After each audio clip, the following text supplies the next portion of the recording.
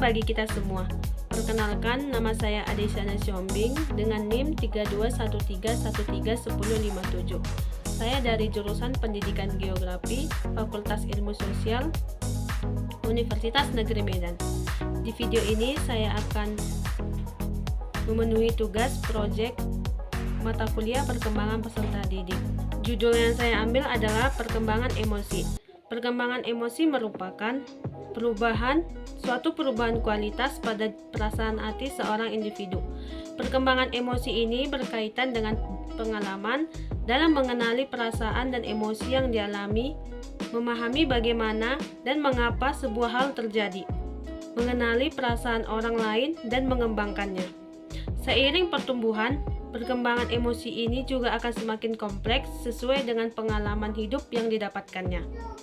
Emosi sendiri merupakan kondisi perasaan yang kompleks yang muncul karena perubahan fisik dan psikologis. Emosi berkaitan dengan kepribadian, mood, karakter, dan motivasi seseorang. Salah satu cara untuk meningkatkan perkembangan emosi ini adalah mengembangkan emosi positif pada diri sendiri.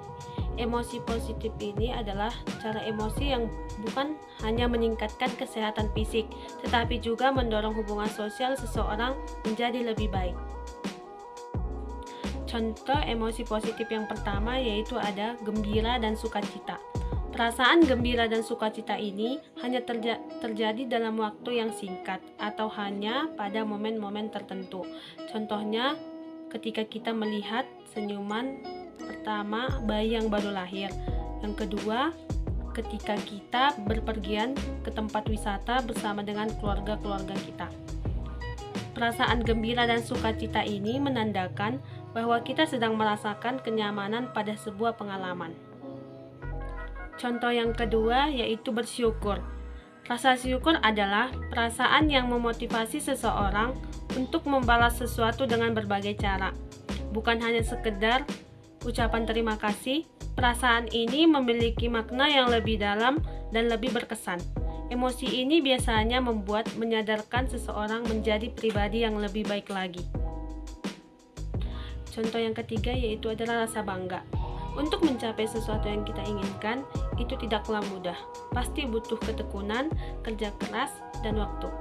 Setelah kita berjuang keras dan akhirnya berhasil, kita pasti merasakan kebanggaan pada diri sendiri. Rasa bangga pada usaha diri kita sendiri itu bisa membantu kita mengenali kemampuan dan memotivasi diri kita supaya tujuan di masa depan kita itu tercapai. Contohnya, jika kita sudah lulus wisuda nanti, kita lulus tepat waktu dan mendapat nilai yang bagus, itu semua hasil kerja keras kita dan kita akan merasa bangga pada diri kita sendiri bahwa usaha kita itu sudah membuahkan hasil.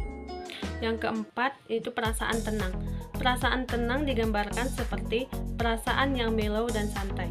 Perasaan ini menandakan bahwa kita sedang merasakan kedamaian yang biasanya muncul saat kita memanjakan diri dengan liburan atau melakukan hobi. Yang kelima, humor. Melihat sesuatu yang lucu seperti acara komedi di televisi bisa membuat kita terhibur dan larut dalam tawa. Orang yang suka humor dan melucu biasanya cenderung disukai banyak orang karena bisa membuat orang tertawa. Cara inilah yang mudah untuk menjalin hubungan dan memperkuat hubungan kita dengan orang lain. Rasa humor tidak hanya bisa menghibur orang lain, tapi bisa menghibur diri kita sendiri. Yang keenam, berharap. Harapan adalah emosi positif yang kita rasakan ketika membayangkan masa depan yang lebih baik. Contoh sederhana yang bisa saya buat di sini, contohnya ketika kita berharap diet yang akan kita lakukan berhasil. Nah, harapan ini supaya kita bisa termotivasi untuk rutin berolahraga. Sekian hasil video yang bisa saya tampilkan. Mohon maaf jika ada salah penggunaan pengucapan kata atau kalimat. Dan untuk teman-teman yang sudah menyaksikan video saya ini, saya ucapkan terima kasih.